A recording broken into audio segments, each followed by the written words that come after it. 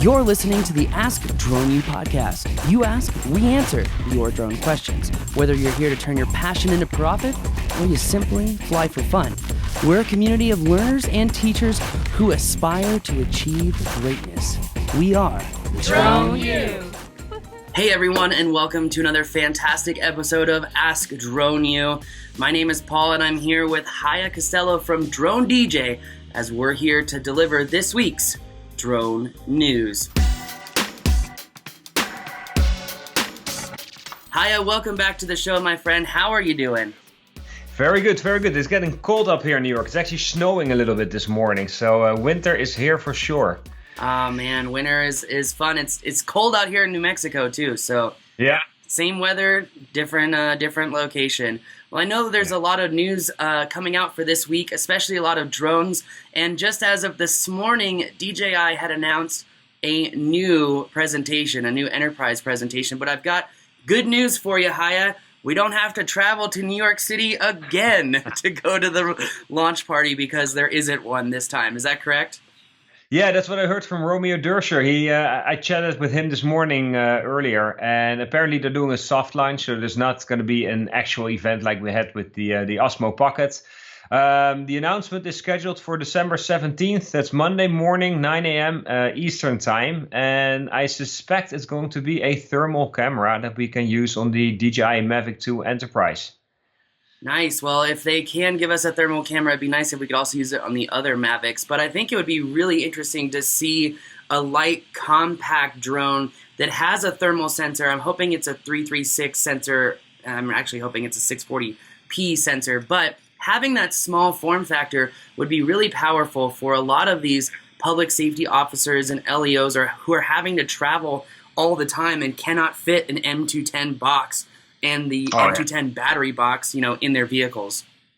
Yeah, and I think another important component is hopefully they'll be able to bring the price down as well, so that more police departments, fire departments, and first responders actually can afford to get these drones in their hands and put them to use. Yeah, agreed 100%. I think it'll also be even better for those who are in commercial roof inspections or who are even doing those Eagle View inspections through Drone Base, Uplift, and other companies as well. I think it could be a very valuable tool. Yeah, for sure. So I think it's a smart move on DJI's end. I mean, we have to see if this is going to be a thermal camera that's developed by DJI themselves or whether they do it in a partnership with FLIR, for instance.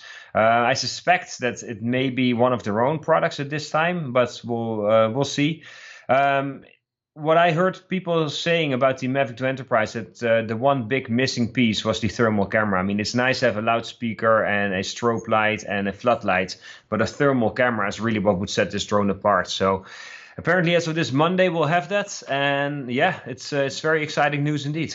It is extremely exciting news. I think the other thing that the M2E missed on the ball was, you can have the spotlight right on top of the drone, but you can't have the strobe on at the same time, which really kind of inhibits its use. Yeah. I know that there are some other drone trainers out there that are saying you can turn off the lights for your night flights for safety reasons, but we all know that you cannot do that for extended periods of time. It's supposed to be a momentary thing, and that rule was actually created so that when pilots are flying their Cessnas low to the clouds, they're not getting blinded by the strobes around them. And since, we're drone pilots and not actual pilots, we're on the ground and really don't have that problem. So I'm really excited, to see what they do with this new thermal release. Me too. I mean, I think you hinted at that already. Like the Mavic 2 Enterprise, you can only mount one of those accessories at a time. So if you need both a loudspeaker and lights, you're out of luck. I mean, there's one workaround, I guess, where you could use loom cubes that you can mount on the arms of the drone. Then you'd still be able to mount a loudspeaker. But you're limited in what you can use. And it'd be curious to see what kind of solution they have for the thermal camera this time around. Agreed. So what other news do you have for us this week, Haye? Well, the second thing we wanted to talk about is the police departments. 2 weeks ago, the New York Police Department added 14 drones to their toolbox, basically. Now there's another police department in Texas, in Irving, and they just launched their drone program. They have 22 officers fully trained. I think they're wrapping up the last few people this week and next week. So they will have 22 police officers who are Part 107 trained and who'll be able to fly drones. And they have, at any given time, 4 officers in the area with drones ready to fly in their vehicles. So it seems that Irving is taking this pretty serious, and that drones are now becoming an official tool in searching for missing people, apprehending fleeing suspects, disaster response activities, you name it. But drones are going to be in it. I think it's awesome that the police department is utilizing aerial vehicles. And they're using them for different good, positive things. It'll be really interesting to see, where this all goes with these different police departments. But so far, so good. Very excited to see that. And also very excited to see that they're utilizing these for search and rescue events, because there are many of them every day. Yeah, the police department in Irving did stress that they are not going to randomly use drones for surveillance or for spying on people. So they are very much aware of the privacy concerns that people may have. But to be able to use them, especially for missing persons, I think would be tremendously valuable. And maybe this is also actually a nice segue to our next topic, which I know you are excited to talk about. Locate, the software package that you're coming out with.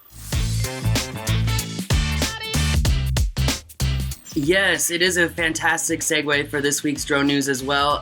If I know, Haye, you were there, but last week Drone U actually had a accident scene reconstruction and drone mapping training at the NTSB Training Academy. And part of one of the missions was a search and rescue based mission to help pilots understand how to comprehensively cover a search and rescue area. But the instruction was also twofold, because the second half of the instruction was showing the students how to use the locate software to identify where the dummies were in the grass. We also had laid out a Jet Ranger helicopter door and a helicopter stabilizer, and we were able to showcase to the students how to utilize the locate software to identify very specific colors in pixels. And it was actually a significantly positive demonstration, because within 7 minutes of processing, we scanned 121 photos, which you may understand, having a human comb through these photos where you've got maybe this super small human or dummy on the ground, it's extremely tiring on the eye. And you also have this, negative regression, of being able to actually find things and recognize objects. Whereas Locate autonomously scans all these images. So again, 7 minutes, 55 seconds for 121 images. And in the first 3 images, we had a hit on one of the dummies, and we were able to showcase to people, this is the future of search and rescue software. This is how we will search for humans. This is how we will search for missing parts and subjects in the field to come. And there are, people have asked us, there are different ways to do searches. You can do the imbalance testing, which means I know the colors of the area, and I'm going to look for all the colors that don't fit in this particular color palette. I can also search for individual pictures. So if we have an image of the person who is missing, and this was the last seen image or the last image they posted on Facebook, we can actually identify color pixels from that image and then search the area or search the images taken via drone and try to come up with hits. And it typically doesn't take more than about an hour to search through, 1,000 images. Is there any limitation? I mean, I know, for instance, if you look at what DJI, they were involved in getting aerial footage and images from the campfire. They were talking about hundreds of acres, thousands and thousands of images. With Locate, is there any restriction in how many images you can process? There is no restriction in how many images you can process. It really comes down to the power of your computer. If you're working on a small laptop, like the laptop that I'm Skyping you on right now, I'm probably limited to searching maybe 500 or 1,000 images within a couple of hours. If I have more of a powerhouse, drone mapping machine like we do in the studio next door, I could probably blow through 1,000 images in under an hour. Yeah, that's amazing. I mean, that's still a lot faster than you would be able to do any other way if you're searching for people out in an area. True. Yeah. True. Super exciting. So when are you planning on being able to put this to a real test, like in a real world environment? Are there agencies that you're currently working with or planning to work with? So there are 2 federal agencies that after the demonstration have showcased significant interest in the software. We're going to be doing a webinar soon to show people how they can use the software, how it'll affect them. And you can go to the website right now, which is http:// locate.life. So that's LOC8.life. And you can actually download a trial version of the software, but we will be having a webinar probably next Friday, so a week from today, to really go over how the software can be used and also do an official launch to start selling it. The software is for sale right now, and you can pick up a version. We also have the trial version available if anyone wants to try it. Just go to locate.life, click trial, and enter password NTSB2018, and you can download a trial version of the software. Awesome. And the trial version, what, is limited to a certain time, or you can only process so many images? How does that work? It's limited to a certain time. So you can, I think it's a week. You have a week to try searching as many images as you would like. And in the demonstration, we had actually talked about PJ, who had failed at a search and rescue mission and then provided all the images to who's our current developer for Locate, and said, you know, we searched for this person 5 weeks later, never found them. 30 minutes later, the guy sends us Latin long of where the missing person was found. And actually, people had been driving by this guy every single day for 5 weeks and never saw him. Boy, that's unreal. That's unreal. Well, that just speaks to the power of what you can do with drones, and of course with the right software tools as well. True. Very exciting. That soft launch, took place last week, and we'll be doing more of a full-blown launch after the first of the year. But we will be doing a webinar to showcase how to use that software. So check out Locate and sign up for the newsletter if you want to find out when that is. Awesome. Well, then we're moving on to the next topic on the list. We have the DJI Osmo Pocket. Now, DJI said that the Osmo Pocket will be available as of December 15th. However, we've already heard that people have seen in their status update for their orders that the product already is shipping. Meanwhile, DJI has released the app in Google Play as well as on the iTunes App Store. And there's a new firmware update. And the firmware update added the 120 frames per second 1080p slow motion feature that was up to then still missing. They've also improved the audio quality. And we haven't tested it ourselves yet, but what I've seen on videos on YouTube is that it sounds quite a bit better. Maybe in certain situations it may actually allow you to work without a microphone, which would turn this little guy in a vlogging camera. So yeah, I mean, anybody who placed an order, I guess that DJI Osmo Pocket camera should be landing in your mailboxes probably this Saturday or shortly thereafter. That's awesome.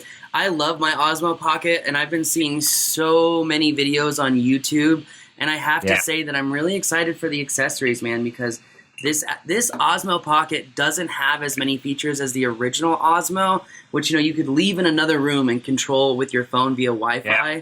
So when we have that Wi-Fi base, when we have the attachments and whatnot, it'll definitely be a lot more useful. But I think we're just scratching the surface on the practical uses for this camera. I think so too. I mean, I think it's the accessories that really adds the value to this camera. The one thing I'm a little worried about is how well the footage is going to hold up, let's say in low light conditions, if you want to do any color grading or editing the video later. I don't know how much you'll be able to manipulate it, but at the same time, there's really not much else out there that would allow you to capture the kind of footage that you get with a DJI Osmo and its mechanical gimbal. So we're very excited about it as well.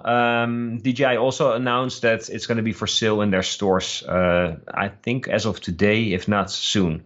So awesome. Yeah, they're going to capitalize on the Christmas and holiday shopping season for sure. Well, I'm probably going to end up buying one for my wife, so I hope she's not listening to this show, but definitely going to get her one. What else do we have in drone news this week, Haye? Another one is a short announcement from the Department of Transportation, and their secretary Elaine Chao is going to be speaking at CES 2019. She's going to be doing a keynote. They didn't really go into much detail as to what she'll be talking about. I suspect it's going to be the UAS IPP, so the pilot integration program, that she'll probably give us an update on, as well as the FAA reauthorization. So I think it's going to be more of an update. But it's good to have somebody from higher up, basically from the Department of Transportation, being at CES and giving us an update as to where things stand and what we can expect. Yeah, I'm really interested to hear what she says as well, because with the reauthorization, there's so much change to Part 107, and yet we still haven't seen the interpretation from the FAA. and they've been talking about releasing a system for flight over people waivers. They just put out the BVLOS waiver NPRM, where you can go and comment on what do you think about the BVLOS waiver and everything that you need in order to acquire that waiver. And I will say that I think the regulatory hurdles that are still in place are significant enough that wouldn't let, let's say, smaller to medium-sized operators or businesses really kind of get into the door. Whereas you're going to see companies like Amazon and companies, it's the race to the air, right? And all these companies want to have the single right to fly BVLOS, fly over people, and then fly their aircraft in a way that doesn't have to be controlled by operators. And I think we're seeing Amazon kind of win that race right now with all of their new certifications of their aircraft under Part 137 instead of under Part 107. So really, really interested to see where that goes. Yeah, I think another big question mark as well is like all these suggested changes that the FAA is planning to implement. The question is, when are they going to be able to do so? I mean, they've made a bunch of announcements. For now, everything stays the way it is until those changes get implemented. Is it going to be 6 months from now, 90 days from now? Is it going to be much longer? Is it going to be a year from now, 2 years from now? And we have quite a few questions, so it's going to be interesting if she'll be able to shine some more light on some of these. Agreed 100%. And I hope it's not like past presentations where it's just been like, here's the pie in the sky and we're trying to get there. Like we all of us pilots, we know how the FAA is operating and how DOT is kind of auditing that. And we want to see more. So I'm hoping that it's a positive talk and she actually gives us, insights on how things are going to be done rather than just these pie in the sky ideas. It's like, show us the systems, what are you doing to really make a change? So that will definitely be exciting, and we'll find out more at CES. But what else do you have in drone news this week, Haye? Well, there's another one from the Royal Melbourne Institute of Technology, RMIT. They came up with a new study that is looking at birds to see what kind of ideas and concepts they can take from those animals and apply to drones. And they launched it's not really a fixed wing drone, but it's a drone that looks like a bird. It has wings that actually can flap, as well as a single propeller. And the whole idea behind this drone is that the drone has sensors built in that measure airspeed and look for thermals and for gusts of wind. And by using those in an optimal way, they want to be able to extend battery life and get away from, let's say, a 30-minute flight time, but be able to have a small lightweight drone that can fly for hours and hours on end. So I think it's very cool. I mean, we've seen other manufacturers, of course, look at, for instance, parrots. They looked with the Anafi at insects for inspiration to see how they could tweak the design to make a smarter drone. These guys looked at birds, and of course, we know the larger birds of prey, they can soar in the sky for hours on end. If we can take some of those learnings and apply that to drones and extend battery life, I mean, you're getting into a whole range of new possibilities with drones. So I think that's really exciting.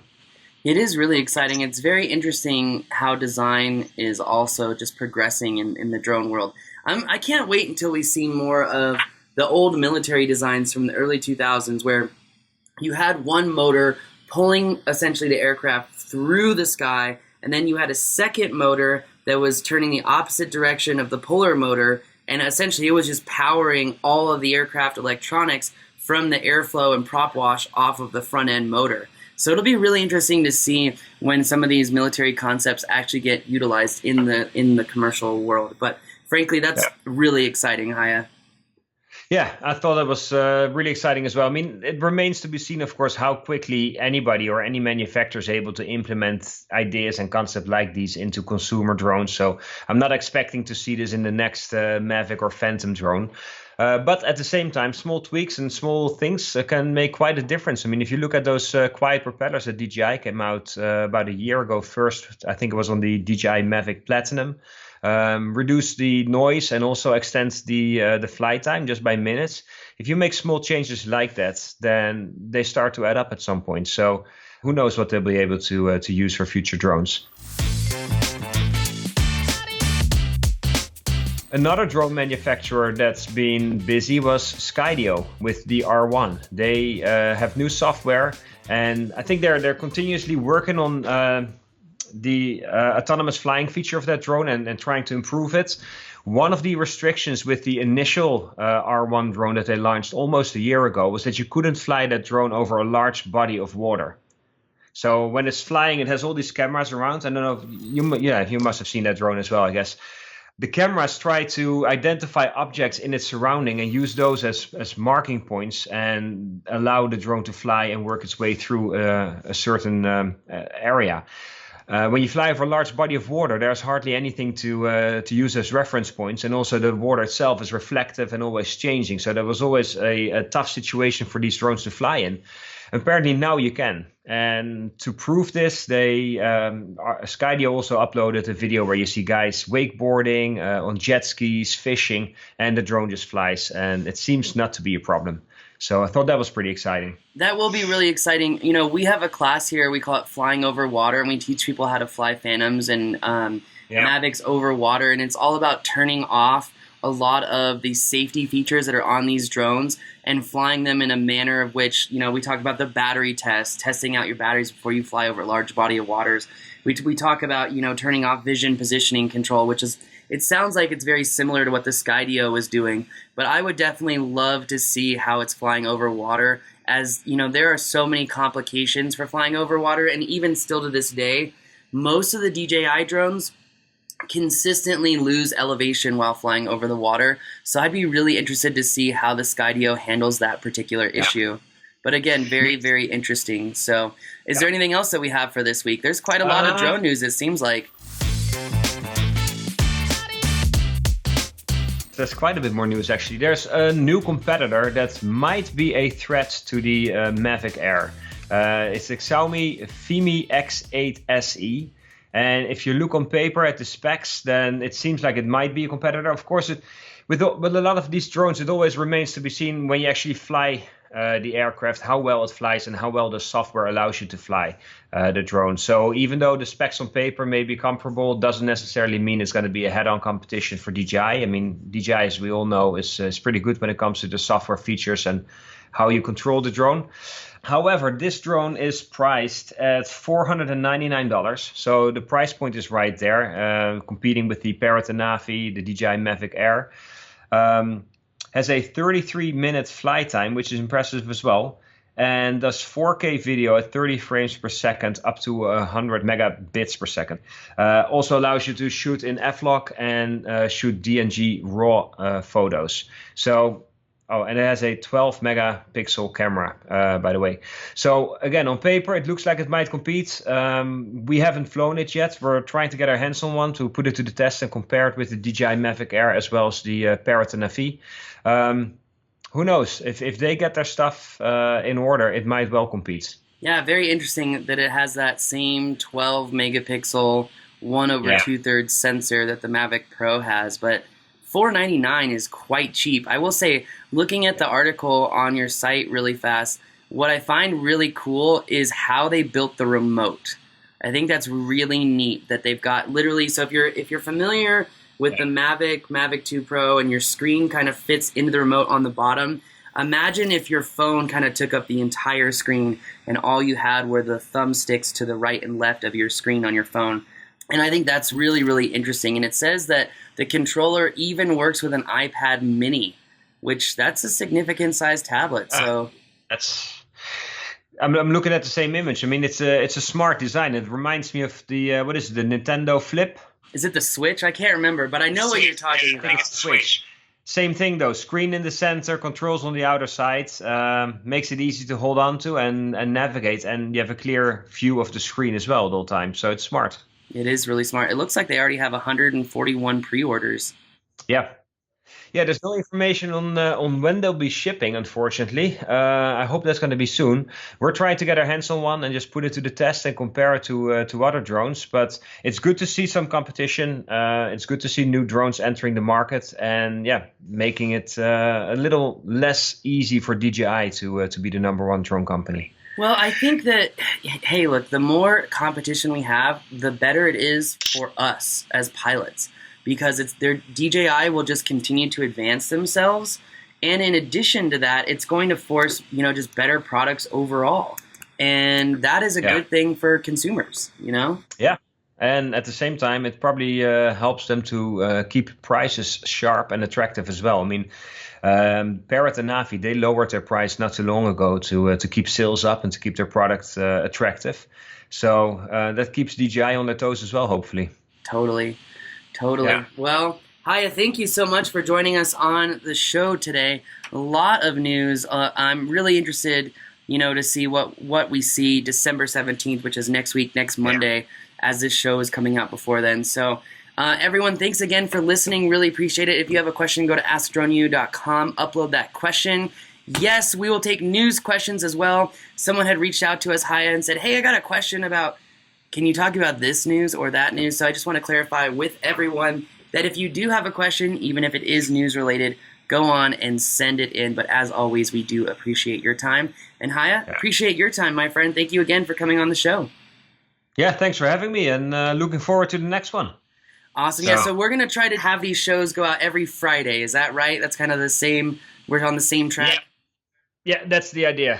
Gives us the week to kind of see what news is out there and then pick the best articles and the best stories to discuss in our podcast. But every Friday is what we're shooting for. We'll see how well we do, I guess, over the holiday season. But hopefully we'll be able to keep this going and then roll right into the next year. Awesome. Hey, I'm on board. I love it. And I think that our listeners are loving it as well. So, Haye, Thank you again, my friend. And I will see you next week. Sounds good. Thank you. Thank you. And guys, that's going to go ahead and do it for our show this week. Again, thank you so much for listening. Thank you for the reviews. And on these news bombshells, that is going to do it for us today, guys. Thanks again for listening to another epic episode of Ask Drone U.